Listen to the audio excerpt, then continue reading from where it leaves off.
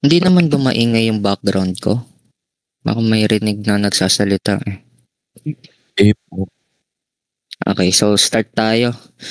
So, thermochemical equations. So, sabi, propane undergoes a combustion reaction where it releases 2,221 kilojoules of heat. How much energy in kilojoules will be released if 500 kilograms of propane is burned in air?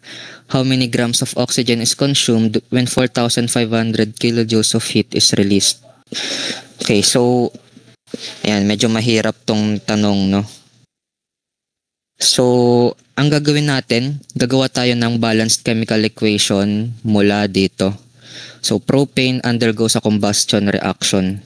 So, ano ba yung ni propane? Ang formula niya, si propane is C3H8. Okay? Tapos, anytime na may mababasa kayong combustion reaction, okay?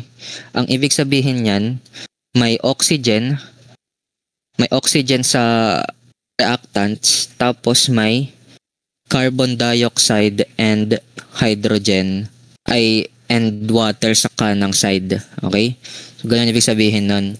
Tapos, anytime na maglalagay kayo ng oxygen, lalagyan nyo yan ng 2. Bakit? Kasi diatomic po siya.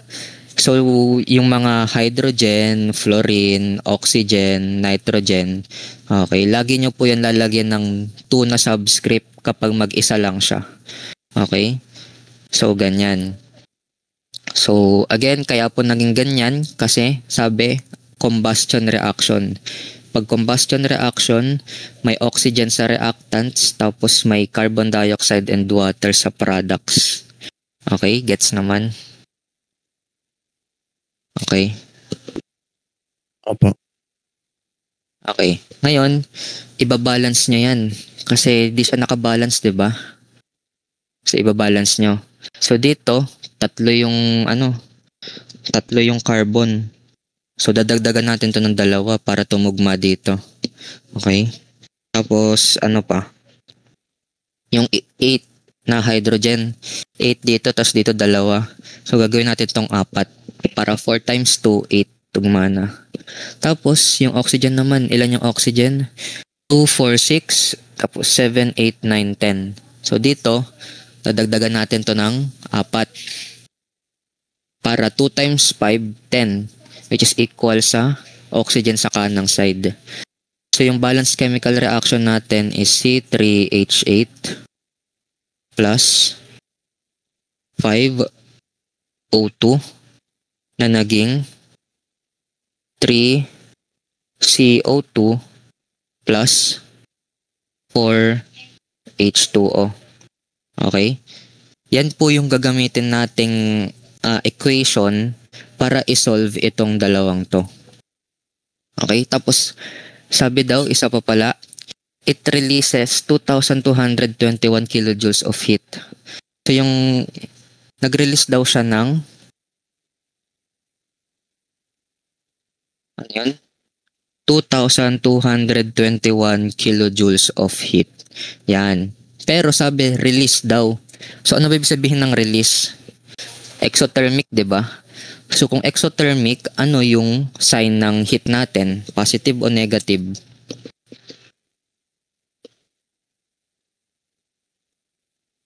Palabas Negative daw. po. Yan, negative. So, ang enthalpy natin or heat is negative 2,221 kilojoules. Yan. Ngayon, punta tayo sa question A. Question A. Yan. Sabi, how much energy in kilojoules will be released if 500 kilograms of propane is burned in air? So, ano yung hinihingi? Ano yung hinihingi or required? Sabi daw, kilojoules. Kilojoules yung hinihingi. Tapos ang given, ano yung given? Ang given natin is 500 kilograms. 500 kilograms of propane or C3H8. Yan. So ang gagawin natin, i-convert natin itong C3H8 into kilojoules. Ay, yung kilograms of C3H8 into kilojoules. So, paano ang gagawin dyan? So, gagamit tayo ng tinatawag na stoichiometry. Okay?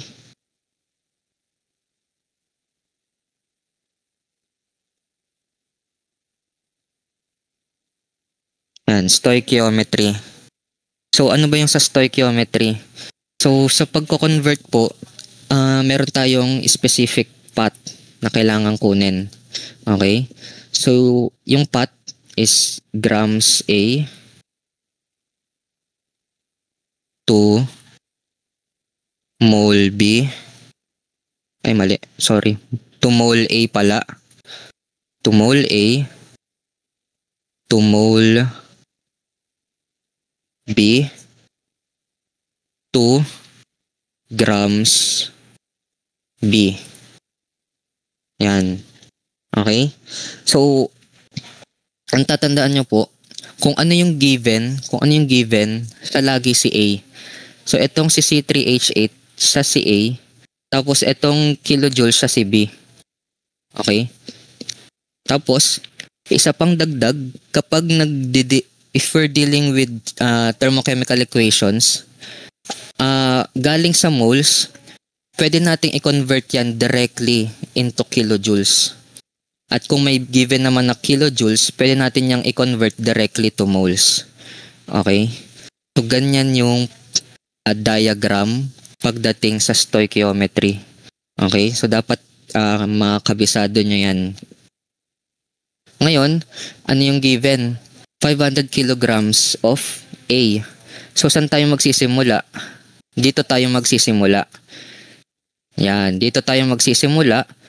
Tapos, ano yung given? Ay, ano yung required? Kilojoules. So, ang final destination natin is, So, ang kailangan nating mapuntahan si kilojoules. So, ano yung process natin?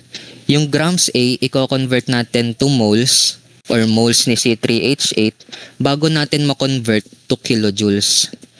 Okay? So, nasusundan pa ba? Baka may tanong kayo.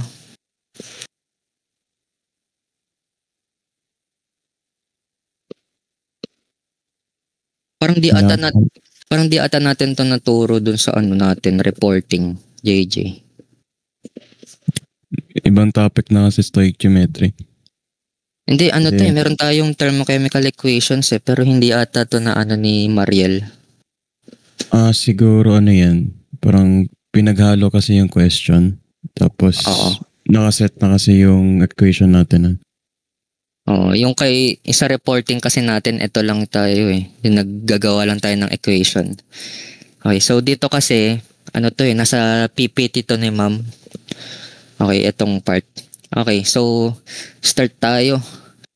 So again, itong 500 kilograms, ko-convert natin to moles, and then ko-convert natin to kilojoules. So paano gagawin natin? So start tayo, 500 kilograms of C3H8. Ngayon, kung mapapansin nyo, sabi dito grams, pero dito naka-kilograms. So kailangan natin i-convert to grams, no? So paano natin yan ko-convert? So ang gagawin lang natin, kunwari meron tayong number line dito. Yan. Ito si kilograms. Ito si grams, tapos kunyari ito si mga, ano nga ba yung ano yun? Basta yun. So, tawag dito, di ba kilograms tayo? So, para makapunta sa grams, ang kailangan gawin is 1, 2, 3. So, mag-a-add tayo ng, tawag dito, mag-a-add tayo ng 3 0 dito. Okay? So, 500 kilograms, sabi daw, para maging grams, kailangan 3 beses mag-a-add ng 0. So, 500, 1, 2, 3. So, yan po yung, ayan. So, 500,000 grams po ang equivalent ng 500 kilograms. Okay? Or kung ayaw nyong gamitin yung gantong method, okay, ang gawin nyo na lang, ayan, di ba may 500 kilograms ng C3H8, i-multiply nyo sa 1,000.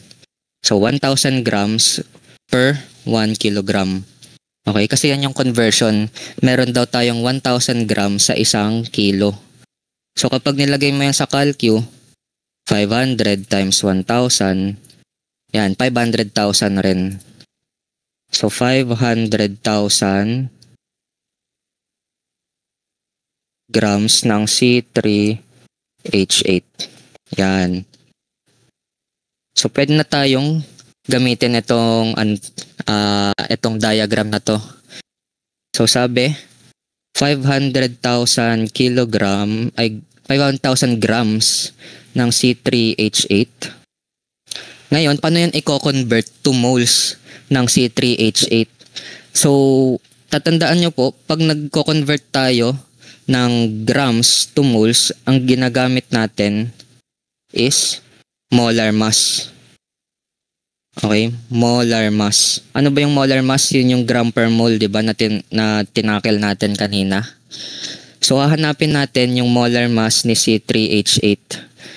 So, ano ba yung molar mass niya? So, meron tayong 3 carbon, tapos 8 na hydrogen. So, ano ba yung atomic weight ni carbon? Di ba 12 yan? Tapos, may 3 na subscript, so times 3. Okay? Tapos, ano yung molar mass, ano yung atomic weight ni hydrogen? 1.01. Tapos, times 8, kasi 8 yung subscript. So, pag nilagay natin yan, 12 times 3, 36. 1.01 times 8, 8.08. So, 36 plus 8.08, 44.08 grams per mole. Okay, nakakasunod pa ba? So bakit natin kinuha yung molar mass ni C3H8? Para itong 500,000 grams ma-convert into moles. Okay? So kaya natin to kinuhang 44.08 grams per mole. Okay, ngayon i-convert na natin ito, 500,000 grams. So ang gagawin natin sa stoichiometry, puro fractions po yan na. Puro fractions yan. So, ang ilalagay natin sa numerator is kung ano yung hinahanap natin. Diba hinahanap natin moles? Yun yung next destination natin eh. So, moles ang ilalagay natin sa taas. So, moles ng C3H8. Tapos, yung nasa baba, yung gusto nating i-cancel, which is itong grams. So, grams ng C3H8. Tapos, ano daw sabi sa 44 sa natin, molar mass, 44.08 grams per mole. So equivalent yan sa 1 mole tapos 44.08. So nagigets nyo pa ba? Nagigets nyo pa kung bakit naging ganito? Ba't minultiply sa ganyan? Okay. So nanggaling lang ito sa molar mass. Yung molar mass natin na 44.08 grams per 1 mole. Okay, pinagbaliktad lang natin. Bakit? Kasi gusto nating makancel itong grams. Okay? Lagi kasi dapat nasa taas, nasa numerator, yung hinahanap natin. And yung hinahanap natin is moles. So nilagay natin 1 mole sa taas over 44.08 grams. Okay? Nagigets nyo pa? Nagigets nyo pa guys? Wala bang tanong? Baka masyado mabilis.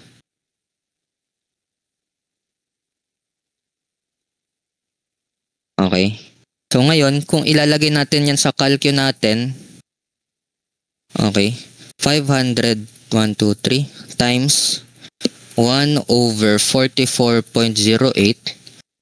So meron tayong, tama ba yan?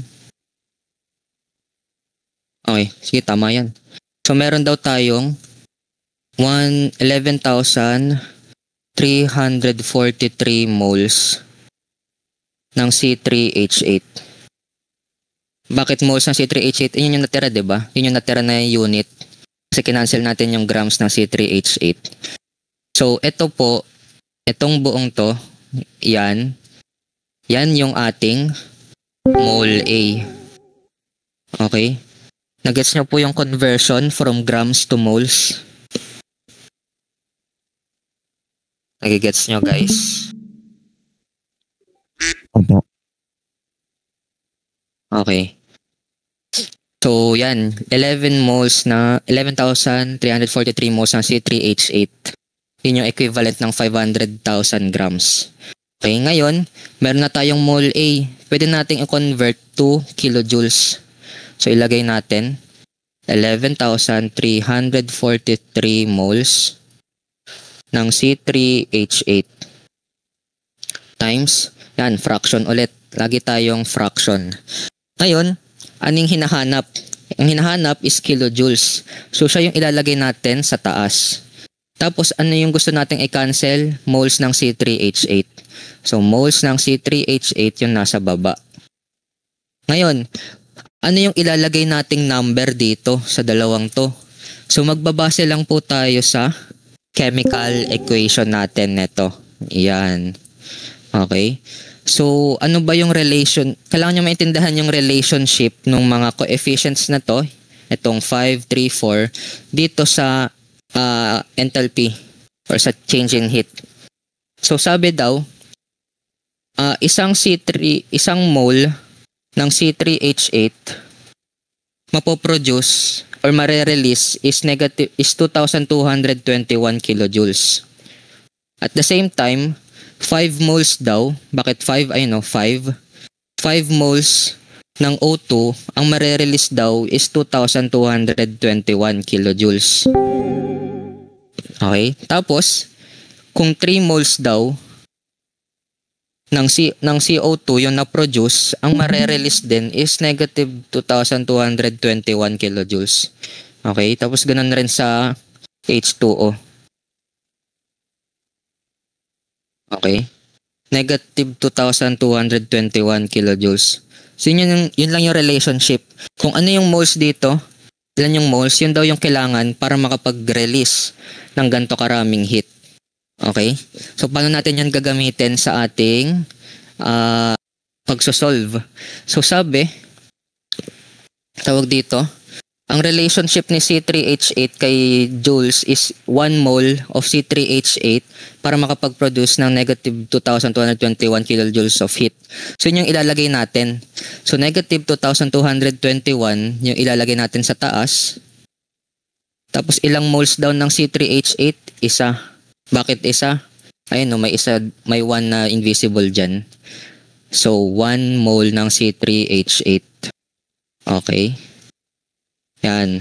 Tapos, magka-cancel tayo ng signs, ng terms. Signs. Tapos, ang matitirang sign is kilojoules, di ba? Or unit pala. Yan, unit. Matitirang unit is kilojoules. Tapos, kung ilalagay natin yan sa calcu natin, saan napunta? Naglalag. Okay. So, 11,343 times negative 2,221 over 1. Ang sagot is iyan. Negative, ano to? Gawin nating scientific notation. Ayan. So, ang sagot daw is ano daw? Negative 25.19 times 10 raised to 6 kilojoules. Okay, ayan po yung answer natin. Okay, sa kung ilang kilojoules ang mapoproduce ng 500 kilograms of C3H8. So, negative 25.19 times 10 raised to 6 kilojoules. Or pwede natin gawing negative 2.5.2. Negative 2.52. Times 10 raised to 7. Okay. So, nagets ba kung paano tayo nakarating dito? Paano tayo nakarating sa ganyang sagot?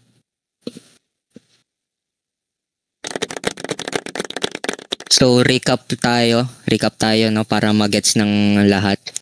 So again, ang tanong, how much energy in kilojoules will be released if 500 kilograms of propane is burned in air? So ang hinihingi, yung kilojoules. Ang given is 500 kilograms of propane. So ngayon, ayon sa ating diagram, okay, magsisimula tayo sa grams ng A or grams ng C3H8 tapos i-convert natin to moles. Paano natin i-convert to moles? Gagamit tayo ng molar mass. Okay? So, kukumpitin natin yung molar mass and then, yun yung gagamit natin pang convert. Tapos, pag magfa-fraction kayo, ilalagay nyo sa numerator, sa taas, kung ano yung kailangan nyo. Ano ba yung kailangan? Moles daw, di ba? So, ilalagay natin moles ng C3H8, tapos sa ilalim, yung kailangan i-cancel, which is grams ng C3H8. Okay? Tapos, ano daw sabi sa molar mass natin? 44.08 grams per 1 mole. So, ilalagay natin 1 mole sa taas, tapos 44.08 sa baba. Okay? Ngayon, pag nilagay yan sa calcu, 500,000 times 1 over 44.08, makukuha is 11,343 moles. Okay? So, yun yung mole A natin. Ngayon, itong moles, i-convert natin to kilojoules. So, paano i-convert to kilojoules? Magbabase lang tayo sa chemical equation natin na to. Ay, ito pala. Yan. Ang sabi, isang mole ng C3H8, ang mare-release is negative 2,221 kilojoules. So, ngayon, pag magpa-fraction tayo, ilalagay si kilojoules sa taas kasi siya yung hinahanap, and then sa baba yung moles kasi siya yung ika-cancel. Okay? Tapos ilalagay yung negative 2,221. Saan nanggaling? Dito sa relationship ni C3H8 tsaka ni heat. So, negative 2,221 per 1 mole. Okay? Pag nilagay yan sa calcu, 11,343 times negative 2,221, ang makukuhang sagot is ito. Okay? Nagagets nyo po? So, turo ko lang kung paano nakuha itong scientific notation So, di ba 11,343 times negative 2,221. Ito yung lalabas sa sagot, di ba? So, para mag-scientific notation, pipindutin nyo lang to. Nakita nyo ba cursor ko? Itong ENG. Pindutin nyo lang yan, boom, may scientific notation na kayo. Tapos, minove ko lang ng isa pang beses yung decimal place, pakaliwa. Yan, minove ko lang pakaliwa, tapos nagdagdag ako ng isa sa power. Kaya naging negative 2.52 times 10 raised to 7 kilojoules. Okay, gets? Malinaw ba?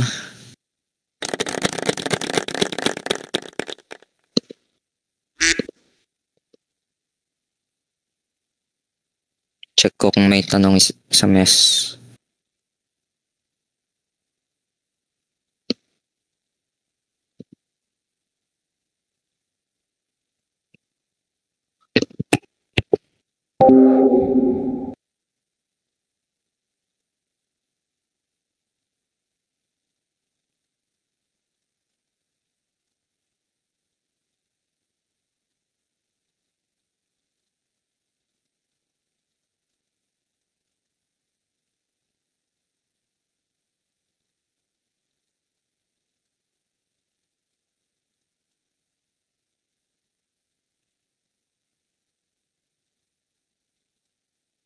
Okay, sorry po. Sorry, umalis. Okay.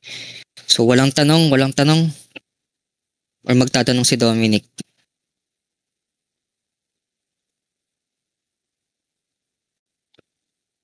Okay, wait natin. Nagtatype pa siya eh. Pre, ano yun? Hindi yun dito sa Discord. Ay, sorry. Akala ko magtatanong kay. Okay, so gets naman. So, next question tayo. Sabi, how many grams of oxygen is consumed when 4,500 kilojoules of heat is released? Okay. So, ano yung hinihingi? Grams ng oxygen. So, grams ng O2. Okay. Ano yung given? Ano yung binigay? 4,500 kilojoules. Okay. 4,500 kilojoules. Ngayon, itong 4,500 kilojoules, kailangan nating i-convert to grams. So, paano natin gagawin yon? So, babalik tayo sa diagram natin na ito. Ito, copy ko lang. Ayan. So, again, yung tawag dito, yung given sa lagi si A, yung required or yung hinihingi sa lagi si B. So, saan tayo magsisimula? Kung kilojoules, magsisimula tayo dito. Kilojoules, tapos i-convert natin to mole B. Ano yung mole B? Moles ng oxygen. Tapos, pag nakuha na natin yung moles, i-convert natin ngayon to grams ng oxygen. Okay? Nasusundan. So, try natin. So, lagay muna natin 4,500 kilojoules. Okay? Times, tapos fraction kagad. Matik na yan, fraction. Tapos, ano yung hinihingi? Ano yung hinahanap natin sa next step? Moles. So, ilalagay natin moles ng oxygen. So, moles ng O2. Tapos, ano yung kailangan i-cancel? Ito. So, ilalagay natin dito. Moles ng, kilojoules pala, sorry. Ngayon, ano yung ilalagay nating number dito? So, babalik tayo dito sa ating relationship. Lang natawa ako dun. So, ito. Aray ko. Okay, so sabi daw, 5 moles daw ng oxygen ang kailangan para ma-produce ang 2,221 kilojoules of heat. So, ang ilalagay natin sa taas, yung 5 moles ng O2. Okay, bakit siya sa taas? Kasi siya yung hinahanap. Tapos sa ilalim yung negative 2221. Okay, na-gets ba? Bakit naging ganito? Gets naman.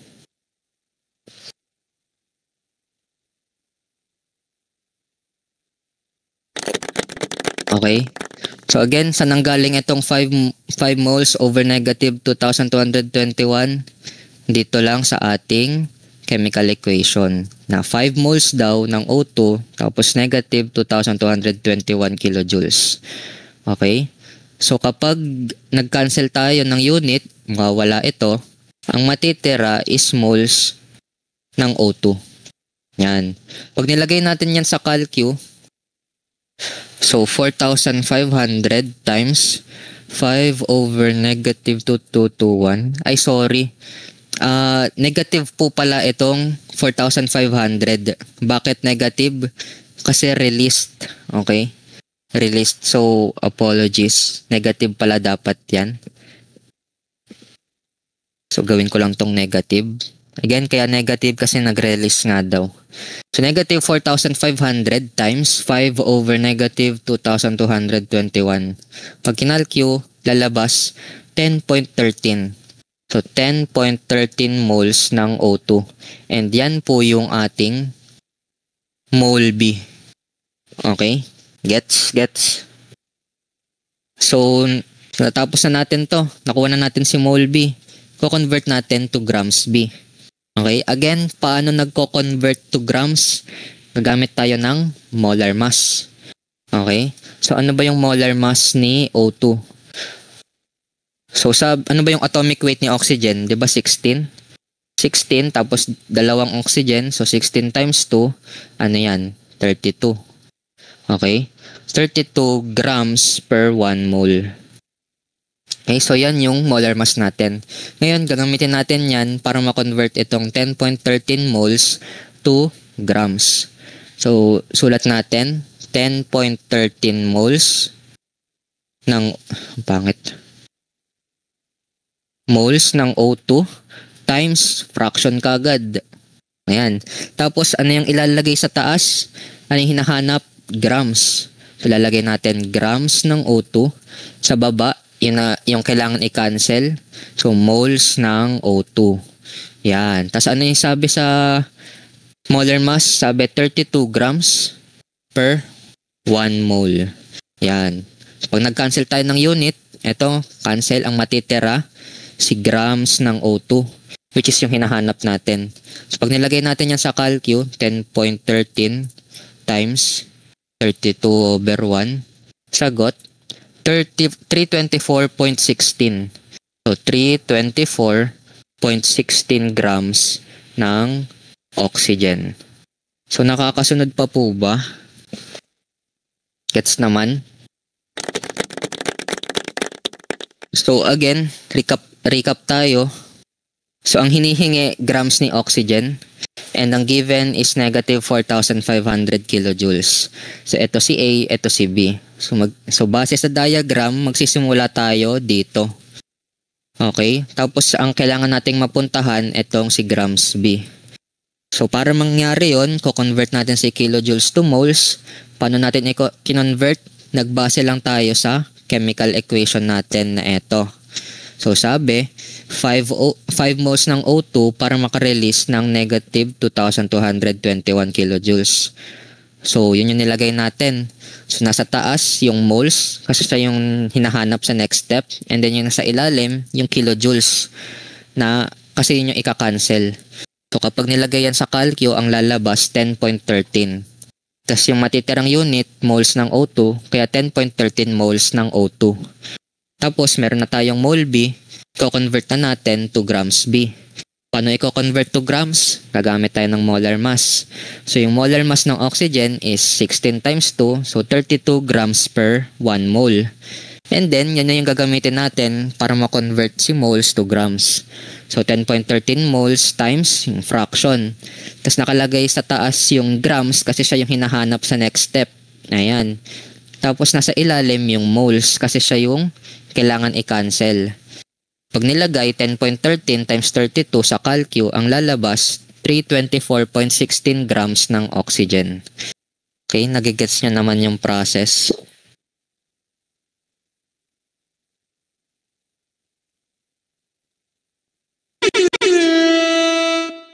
Diyan pa ba si VP Josh? Tama ako, di ba, Kuya Josh?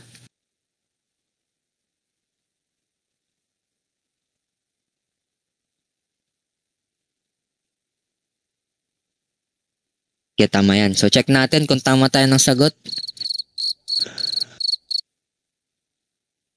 So, ang sagot natin sa A is negative 2.52 times 10 raised to 7. So, tama tayo. Ano naman sa B? 324.16 grams. Aray ko, naging 18. So, parehas. Malapit na rin naman. So, tama na yan, Min. Malapit na rin naman. So, tama na rin yan. So, gets po ba? Okay. So, 5-minute break muna tayo. Kasi nakalipas na tayo ng 1 hour. In the meantime, kung gusto nyo sagutan to, sige, try nyo sagutan. Tapos, pagdating ng 10:10, papakita ko yung kung paano i-solve. Okay? So, 5-minute break muna. Water break muna para sa akin.